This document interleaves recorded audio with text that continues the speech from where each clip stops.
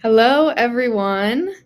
Welcome into today's tax statements webinar in Breeze. We're so excited to have you guys here with us today.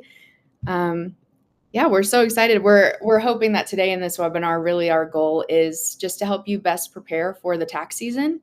On top of tax season, it's Christmas, it's the holidays. Ah, Everyone knows that it can be stressful, it can be busy.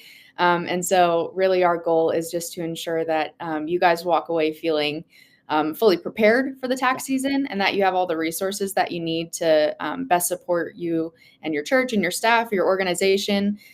So yeah, we're just super excited to be here and getting connected with you guys. But as people are coming in, I want everyone to drop in the chat maybe where you're joining from. And yeah, we just like to meet you guys, get to know you a little bit better.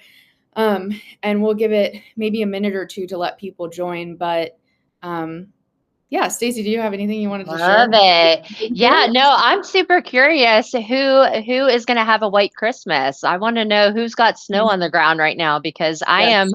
I'm upstate New York and we are snowy up here. I see our some Yes. friends are coming in from Dallas. I bet that's warm and sunny. I was gonna say But probably no yeah, snow there. no. Oh, Awesome. all over. California. I'm in Arizona, so there's no shot that we get snow. If we did, I Oh, think all of Arizona would be very scared, very oh my concerned with word. the climate here. But oh, we White got someone. Christmas for sure in Canada. I love it. That's awesome. Awesome. Well, we're so excited again to have you guys here with us. For anyone who's just now joining us, today the goal of this webinar is to walk you through the basics of stress-free tax statements in Breeze. Mhm. Again, just to ensure that you guys have all the resources you need to best prepare for this season.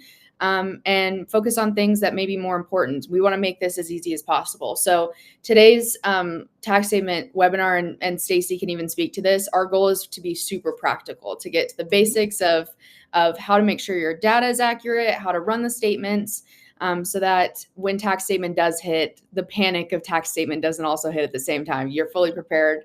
You're ready to go. So yeah, I will go ahead and we can just jump right in. I think enough people are here. Yeah. So, first question, this is more rhetorical, but you can answer in the chat if you want. It's just kind of to get your brain thinking of ways to make this season a little bit easier on you. But if you could instantly delete one recurring admin task, what would it be? You can put why in the chat if you want. But again, this is Yeah. more so just kind of getting your brain thinking of how can I best prepare for the season before. Streamline, make things smooth. I tell you, when I was thinking of that question though, I was thinking, my kids, they do sports. So I have high schoolers and I'm thinking if I could instantly delete one recurring task, it would be to have to register for every single Yes. sport. Like if they have three sports in one season, I'm like, you have all Yes. of this data. So I'm like, oh, I would love to eliminate Yes.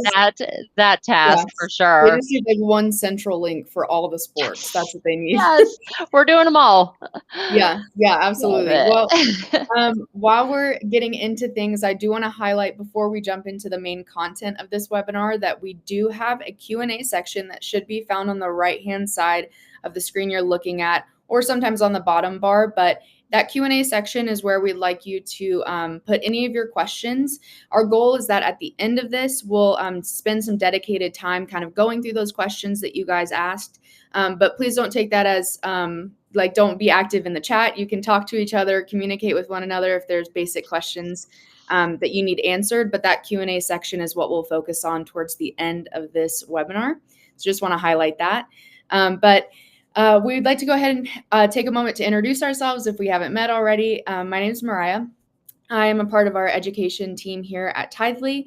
So any of the Help Center articles that you see, the webinars like this, our Tithely University, all of that is stuff that our team kind of heads on.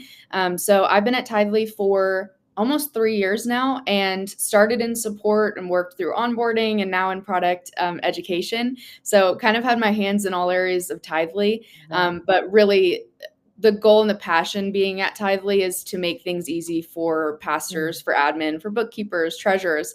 all of you guys have very important roles and very important tasks, but we want to do what we can to alleviate the pesky ones. Mm. And so really that's just a little bit about myself, but Stacy would love to learn more about you. Yeah, yeah, of course. So I'm Stacy. I am an onboarding specialist with our success team, but like Mariah, I started in support, and so it really is just a joy to come alongside all of you. Not only do I work for Tithely, but I'm a pastor's wife. I'm a former children's director, so I get it. I know that this is a busy season. A lot of you are wearing a lot of hats, and so we're really just hoping to make this smooth for you all, and yeah, to just take some of that. Like I like those pesky tasks Yeah. off your plates, and yeah, make it a smooth experience. Yeah, awesome. Well, wonderful. As we mentioned, obviously we're just so excited to be here with you guys today and give you the basic tools that you need to get through this tax season. But I do want to highlight, obviously, you guys are here because you have Breeze, or maybe you're just interested in learning more about it. But do want to highlight that Tithely and Breeze, it's an ecosystem of products that have been created to streamline all of the processes that go into managing your church. And so if you only have Breeze and didn't know that our company offers a wide variety of products. You do now. So we have lots of information on our help center about all of our individual products that range from giving and messaging to like our custom app and site. So if that's ever something that you're interested in, you can absolutely ask our team about it by reaching out at the chat bubble in your account. But just wanted to highlight that before we jump into things. But I will go ahead and pass it to Stacy and let you get into the meat and potatoes of the webinar, if you will. Absolutely. Super. And so, our goals for today, we want you to leave here knowing best practices for ensuring your data is up to date, your donor information is up to date so that you guys can confidently generate, customize, and send out those statements when it's ready. So, just some key deadlines to keep in mind. You're going to want to take note of that for our US customers, that January 31st date, Canadian customers, February 28th, and Australian customers, that June 30th date. We here at Tidely and on the Bree side of things just recommend that you hold off actually generating those statements until January 18th. So we're going to talk through the process of getting things prepared, customizing those templates, getting that all ready, but you're not going to actually generate those statements for your donors until January 18th. This really is just best practice to make sure that all of that 2025 giving has settled, has come through, especially thinking through those like ACH transactions and things of that nature. So just wanting to hold off on that, but there is certainly a lot that you can do now to prepare for that. So let's get into that. We're going to start with a data integrity check. And so you want to make sure that your donor information is completely up to date, as well as the giving information, making sure that you have all accurate data in there. And so we're going to start with the donors. And so here we are wanting to ensure that name, email, addresses are all up to date for your members, and that is complete, that you have both email and address for those members. I wanted to quickly just show you in my demo how you can quickly use those filter features to make sure that you have that data. So I'm going to go ahead and pull that up here. And so this is just my demo account. This is all false data, so no worries there. But what you'll want to do here, right in that people section, I'm going to go to filters. I'm going to scroll down to email, and I'm just going to put an exclamation point, and that's going to tell me everyone that does not have data entered into that field. And so I definitely recommend this, especially if you're primarily going to want to send out those statements via email. You know that you can, of course, print them, but if email is going to be your primary method, you're going to want to make sure that you see who has, that email. You can also use those filters, same for address. If you're wanting to print them, you want to see who does not have that address on file. Simply enter in that exclamation point. That's going to show you everybody that does not have an address listed. So hopefully that will help with that component of that donor, making sure that donor information is up to date, making sure household information is up to date for families, and that you have all of that info in there. And so I'm going to pop back over here and I'm just going to grab that. Perfect. And so we've checked our donor information. We have their emails, we have their addresses. That is all accurate. The households are set. Let's take a look at giving information. And so you want to be sure that all giving has been entered, either manually entered, um, through that admin batch giving, or through import if you're needing to do a bulk giving import as well. So you want to make sure that all 2025 gifts have been entered. And then the next thing would be to move any contributions and archive those who have passed. And so if you have a member who has recently passed, you can move those contributions to a surviving family member before archiving that individual. And that's going to ensure that during this sensitive season, that name does not appear on the tax statement, that all of those donations, have been transferred to that surviving member. And we'll take a look in the demo again how exactly to do that. But then that final step would just be ensuring that all contributions are associated. And so you see this just on this presentation, that association section. Please be sure to keep your eye on that tab. We recommend, checking it weekly or monthly. We don't want to get to the end of the year and have, 300 transactions that are unassociated, because if gifts are not associated with a profile, they will not show up, of course, on their tax statement. So let's pop back into the demo to take a look at these areas here. And so we're going to go here. Let's start with archiving. And so I want to let's look at Fred Flintstone. And so if Fred has recently passed and you want to transfer those gifts over, what you're going to want to do is we're going to look at Fred's profile. We're going to look at his giving. We're going to show that for Fred. And we do see that there are some gifts within this tax season. And so right here, next to download as Excel, we're going to do that drop down and we're going to move those contributions over. And so what we can do, we can move just the 2025 contributions over. You can do all contributions ever. For this example, I'll go ahead and just do 2025 given by Fred, and we're going to move that to Wilma. So we'll move those contributions over. There will be a pop-up that just makes sure that you want to do that, because that cannot be undone. We're going to say okay. And now we are set, and we are able to archive that profile. And so now that the giving is all in Wilma's name, we're going to go in here and we're going to archive. And so when we run statements, those contributions from Fred will be in Wilma's account. The other area I wanted to highlight in here would be that contribution section. I'm sorry, the association section within the giving contribution. So when I click into giving and I scroll to the bottom under associations, this is where you're going to want to make sure that you don't have any unassociated contributions, that all of those have been connected to a donor so that all giving can be reflected in that tax statement.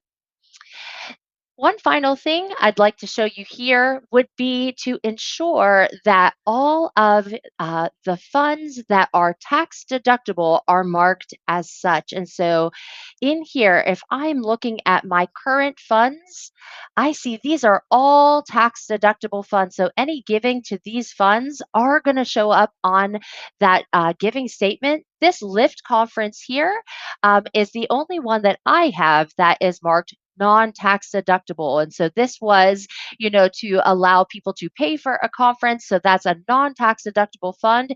It would not be included on my giving statement unless I added that as an itemized list of non-tax deductible funds. And so just wanted to just highlight that area, some of um, that data integrity check that you can be looking into now as you are preparing for that January 18th date. And so now we're ready. We are ready to jump in and to generate those reports. Again, we're not going to run them until January 18th, but you absolutely can get in there now and get yourself ready, get those templates in place so that they are ready to go by the 18th. And what we're going to do, we're going to navigate to giving, to statements. We're going to determine whether we want to print them or email them. We're going to set that date range for the year, decide whether we're grouping by family or not, and then we can preview, and every member is going to receive their own statement. So I'm going to walk you through that process in my demo and show you just some of the options that are available to you. So let's pop back in there and let's get started. So we're in giving. We're going to go to statements. And as I shared, you have the ability to either print or to email. What's nice here is you don't have to print for everybody. You may choose to just print for those donors without email addresses. So you certainly can select that right at the top. If you are wanting to, you'll want to make sure to set that year. By default, this is all in place. We'll want to set that end date. And then if you want to group by family, you certainly can do that here. And you can determine whether you want to include children in that or exclude children in that statement.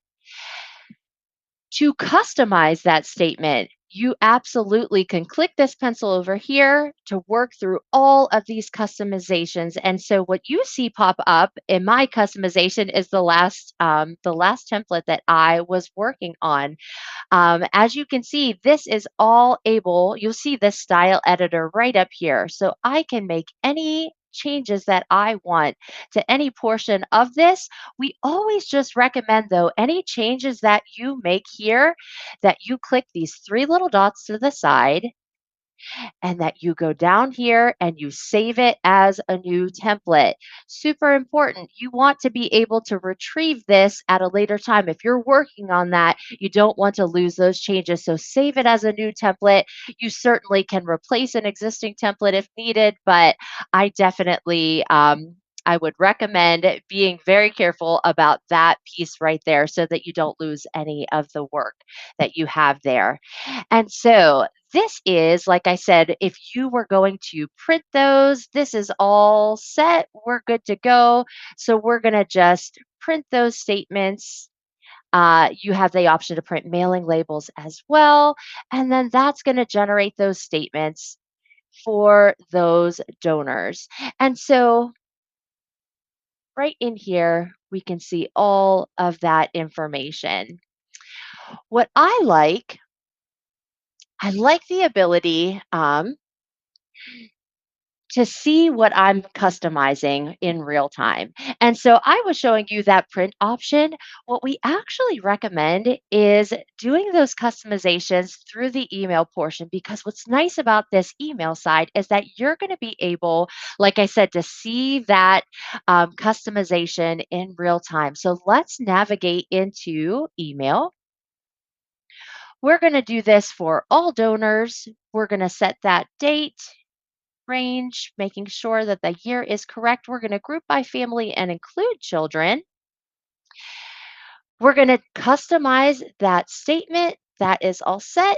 I'm sorry. And then we're going to continue to compose message. This right here is just going to be the email message that your donors are going to see before they see the giving statement. This, of course, you have this style editor here. You can utilize any of these components that you would like. But what's nice in this section is this giving statement preview. And so if I click into that preview, I then can see exactly what my donors are going to see. I could see it for Jason. We can check on Wilma and see all of this in real time. And if I want to make any changes, I can simply customize here, click the blue button underneath, and I can make any of those customizations. And so I wanted to highlight because some of our newer members may not be aware that we offer a lot of templates that you can customize. So you don't have to start from scratch. If you click these three dots here, and you go to templates, you can see all of these options. So maybe you don't need all of those items listed. You want to just do the minimalist template. And that's just going to be those mail merge features of name, address, the amount, your church name by default, and then yeah, just that basic information. You can absolutely customize any of these minimalist or any of these templates with additional information. If you wanted to put your logo in there, you certainly can do that. But I would definitely recommend taking a look at each of these templates. Minimalist, we've got standard, we've got kitchen sink, which is exactly as it sounds. It's just like everything all thrown in there, and you even see a section for the non tax deductible gift. So if you wanted to just throw it all in there, kitchen sink is a good one to start with. But as I shared before, if you choose a template and you start making some customizations, like let's say I love this kitchen sink option, but I want to put my logo in there, I can certainly pull that up here. I can click on that logo and just resize exactly as I'd like. And then I'm going to take a look even further, make that a little bit smaller. And let's look at some other customizations that we can do here. So, of course, we've got that itemized list, the fund summary, the pledge summary. Let's say I wanted to just add a little additional information. I can certainly, go throughout and just make any of those updates here. You for your gifts. So we can just walk through here, make any of those changes, any of those customizations, as well as any of these additional mail merge features. And so you've got these options as well. And so absolutely, you can explore if you wanted to put the date at the top. You can certainly use that here. We're going to do that right there. But again, as you're customizing, as you're making those changes, once you have it in the place that you'd like it, you're going to want to save it as a new template so that none of that work is lost. And so I'm going to go in here. I'm going to save it as a new template. Test 2. And then whenever I load this again, it's going to be visible. So I'll save that there. And now I am set. I can see all of those kitchen sink items. And so hopefully one of those templates will be a good start for you. And then you can get in there and really make it your own. And so with that, I would love to just like pop back over to Mariah and see if we have any questions or anything that I can highlight while we're in that demo. Yeah. I've got some questions here, but I don't want to take us too far away from where you're at the moment. Let's see here. I know someone did ask a question. Let's see. And I lost it amongst all of these great questions. Let me see here. Oh, this is a good question because it's where you're at. Is the only way to preview the letters through the email process? So customizing that letter, I assume is what they're referring to, is the only way to do that through the email process. You can do it through the print process. The way I started, so like I'm over here in the print side of things. I can go in here, I can make all of these customizations. I could see, so let's go to that template that I just created. And let's do that. I can go right here, save it. We could print it. And that's going to give me just like this print preview. And so I don't have to print them out, but I could still see everything without going to that email screen. Okay. This is an extra step. That email screen really lets me see it just in real time. This I have to actually select print and it has to generate for me. So that's why we suggest going the email route, but there's not a right or wrong. Okay, perfect. Awesome. Mhm. And then we also have a question.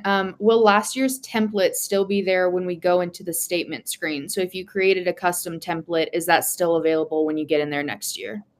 As long as you saved it, as long as you saved that template, it will be there waiting for you. I was pulling this up and I was actually removing some of my old templates that were there from 2024. So as long as you saved it, it's there waiting for you. Awesome. And then I do see a question here about the page break, which I don't know if this is something you can give insight to. It might be more of a support question. But Rebecca asked, how did you get a page break before the list of donations? So when you just generated a statement, there was a page break before the actual financial information. Is Yeah. there a way to customize that, or did that just kind of do it on its own? Yeah, let's pop in here.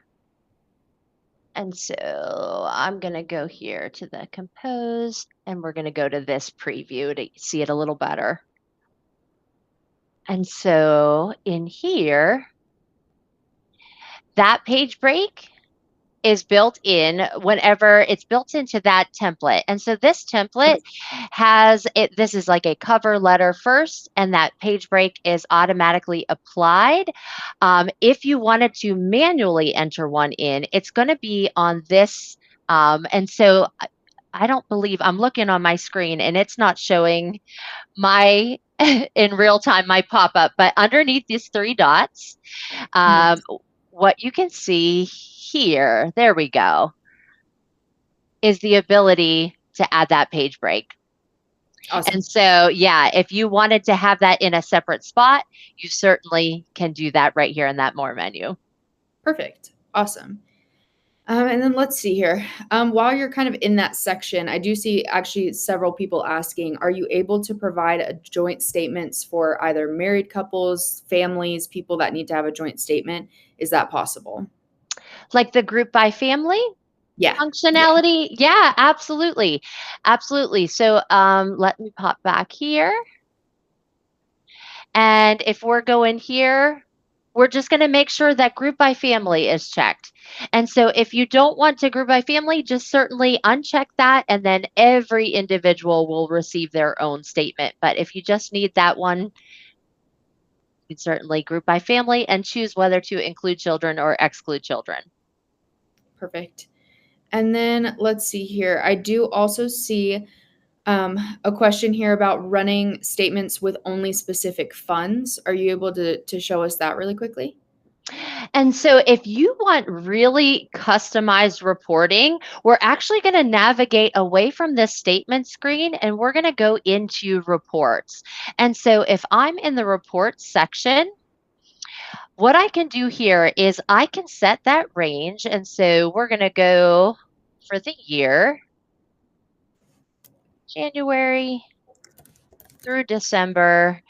And we're going to just do the hospitality, adult ministries, children's ministries, and general. And so we'll run that report there. And that's going to just show those funds that I selected. And then from that screen, we absolutely can choose to print statements or email those statements. So it's going to bring me right back here by those group results. I could group it by family or individual, and then we could print those statements. And that's just going to be for those specific funds. Perfect. And then as far as running statements, are you only able when you do run that statement to run it for the entirety of contributors within the account, or can you run statements for specific donors? That's a great question. And so if you selected in here under statements, specific people, it's going to navigate you to that same reports page. And so what we see often, um, let's go into reports. You can say, I want to run reports for members that have done at least $250. And so rather than running for everything, they'll go into the report section. They'll say a minimum of 250. Now remember, you're going to want to click search by sum. Um, Yes. so that it doesn't just show all those individual contributions, but we're going to do it in that way. And we're going to set that date range again. And then that will generate statements just for the donors that have given 250 or more. And so we could run that report here. And then we can simply print or email that statement, same as before. Perfect. Awesome. Sorry, we're still getting a lot of questions. I know you're That's giving us all the great. reasons, so No, I'm just going I'm through all of them. I'm trusting you, Mariah. I'm not looking at them. I'm trusting on Yeah, you to give them to perfect. me. Okay, perfect. So there is this kind of addresses two separate questions from Rebecca and Dan, but I think they're similar. So Dan asks, if you group by family, will the email only go to the head of the household, or will it go to both the husband and the wife? Rebecca's kind of asking the similar question. Is there a way to email the statement to more than one person in the family, or who is it determining based on when you group by family? Does that make sense? That does make sense. And I believe that if even if you're grouping by family and you're choosing email, if they both have an email on file, I do believe that they both get one, but I'm not 100% on that. And so I do think maybe that checking out that chat bubble feature might be Sure. a good way to double check on that. Yeah, awesome. Yeah. Perfect. And then I do have a couple questions regarding entering donations into Breeze that were not made through Breeze Online. Can you show us a little bit about specifically like moving cash or check donations over into Breeze? Sure. And so if I am entering in those donations, I'm going to go right over here. I'm going to search one of my donors. We're going to simply determine the fund, whether it was cash or check, and we can add these additional details as well if we wanted to do like that check number, an additional note. And then any cash and check donation that is entered in through this section right here is going to be included as long as you've associated it with that person. It's going to be included on that statement. So if you're using the online Breeze's online giving as well as this, that all of those contributions will show in that statement. Does that answer that question, do you think? Yeah, no, it Okay. does. Sure. I will say also there is another question kind of specific to this, but are you able to show it all the bulk import section for, is that, I should clarify, is the bulk section able to import giving data specifically? Like I have a person here who said they became users basically halfway through the year, and they have the QuickBooks desktop information.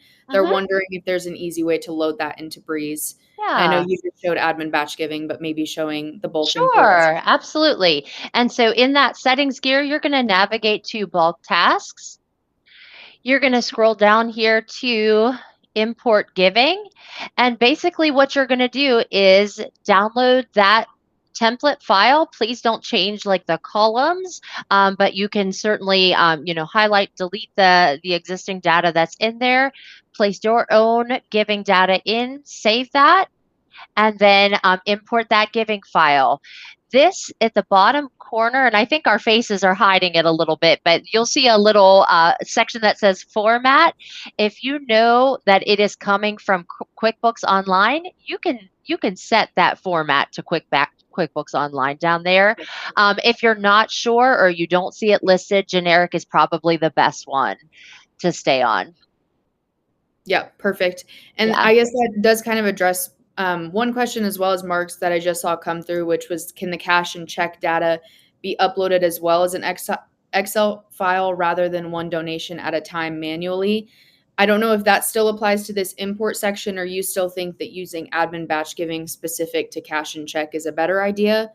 I don't know what you would suggest here. Maybe that might be more of a unique question to our support team, but I thought I'd bring that up. That's a good question. And what I'm thinking is that same process, if you do have that Yeah.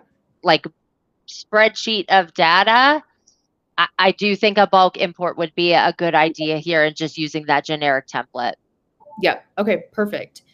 And then let's see. I think we've gotten through most of them. I do see, just to highlight to everyone verbally, in case you didn't see it in the Q&A channel, Rebecca did say that their experience is only the head of the household receives the email. So Thank that's you. Rebecca's experience. So just kind of wanted to highlight that verbally so the rest of you could hear that. But I do see someone highlighting that in the fall, their statement, the treasurer's return email address was found to be old and unused. They couldn't figure out a way to update this email in the statement generation process. I assume that to mean the email that was sending out to people. So when they received their tax statements, they were receiving it from this unused email. If I'm understanding the question correctly, is that something that you're able to update or change? And so in that regard, I would be sure that whomever is logged in as the user is the email that you want that coming from. So I would, if you had just that church admin email account that has the user role permissions to be able to access giving and send that out, I would be logged in as that user to ensure that that is, who that is coming from. Yep. Okay, perfect. That's what I would have Mhm. suggested as well, but I do think that's probably the best way is make sure that you're logged in as the person you want to be sending them the emails out as. Exactly. Um, I do see a quick question from Charles. Are you able to delete bulk emails sent, those emails that are sent to donors when you're generating the tax statement? Are you able to cancel those emails at all? Or do you know if they're automated once you send the email letting people know that their tax statements are ready? Are you able to cancel that? Like, once it's sent? Yeah, I I don't don't. believe so. I don't believe so. Once you send it, I believe it is sent. Okay, cool. Good. Yeah. Yeah. Um, awesome. And then I think this is the last question of something we didn't cover. Can the columns in the mail merge be adjusted so line breaks don't happen? And that's, I assume, to be specific when you're sending the email, and maybe we can ask for more clarity on that question, but that's what Rebecca is asking here. Let me see. I'm gonna go back. Let's go back in here. I do know if you're having are you having spacing issues with the email or with the printed? Well, either way, the printed, like the email statements are still going to come as like a PDF. So let's just look at Yeah. let's look at customizing that, because if you're having spacing issues, let me just go in here. Um, let's say spacing issues with centering like your logo or trying to get the addresses in place. I have heard it recommended that it's best to use tables for that. And so, like, right here, inserting a table and then dragging that, across the screen and starting to customize in that way, it just gives a little more flexibility with spacing. So if like the existing spacing you have is causing difficulty, we would recommend tables for that. I'm not sure if that completely answers that Yeah. question, but I just know that anytime, because everybody's experience is a little bit different in that, and so it might just make sense to get that first version done, print out a test one, and Sure. if you're needing to adjust spacing, utilizing those tables, putting the content, right in Sure. those tables. Yep. Okay. Yeah, Yeah. and Rebecca, I know you may have more specific or maybe a more unique experience of what you're looking at. I would recommend it's always easier for us to kind of diagnose the best way to assist. If we're able to actually see what you're seeing. In Mm. this case, I would recommend reaching out to support through that chat bubble, maybe showing them physically exactly what you're seeing so that they're able to assist you there. Just so you know, your situation might be a little bit more unique than the generic way we're showing you right now. Um, let's see here. I do want to highlight, I saw, I think maybe one or two people reaching out about like Canada requirements, unless Stacy, you have highlight or maybe any information to share on that. I know that I personally don't, but I know we have lots of resources about the Canada specifics in our Breeze Help Center. So I would recommend going there for any specifics about that, unless maybe you have some suggestions to share, I, Stacy. only that, like, they address that specifically in that knowledge base article, and I have that. Truly, I would pull that article up, and I'm not gonna put it in the chat. Mariah, you can put it in the chat if you want, Sure. but I'm just gonna show it. I'm just Yeah. gonna show it to you all. This guide is so incredibly helpful because it breaks down just like every specific task that you would need to do. You don't have to remember any step, and there's built-in videos if you need to align your addresses. But not only that, this piece down here where you're customizing, you're able, here's one that is specific Canadian donor receipts. And so, like, it's going to give you just step by step for each of these items, as well as the options that are available for an itemized list. So, like, we didn't show the nitty gritty of that, but like those itemized lists, you can even get even more customized. If you just want like the date, name, and method, you can do that. It shows you everything that is possible here. So I highly recommend keeping that at the ready, just because it does such a complete job of Yeah. answering those questions. Yeah. Awesome. And I just dropped that link in the chat. What Stacy is looking at now, I went ahead and dropped that in the chat. So if you want to access that, feel free to bookmark it, open it up on your computer just to save it, because like Stacy said, it is the best overview of the process that we're going through. I do also want to mention, I see someone asking about moving Zelle transactions. I would assume, Stacy, that would be the same process. If you have like an Excel spreadsheet of those transactions, you can import that, Yep. or use Bulk again tasks. that like batch feature. So, going through and Yep. individually Either doing that. manually, either Yeah. manually or through that import. Okay, perfect. So I hope that addresses that question. And then, do people who have Breeze have access to the Tithely University, for example?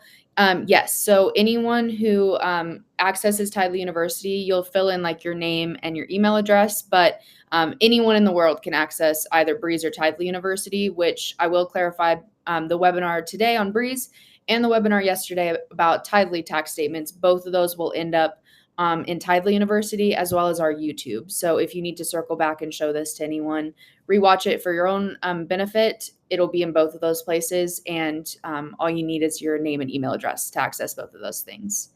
So that is perfect.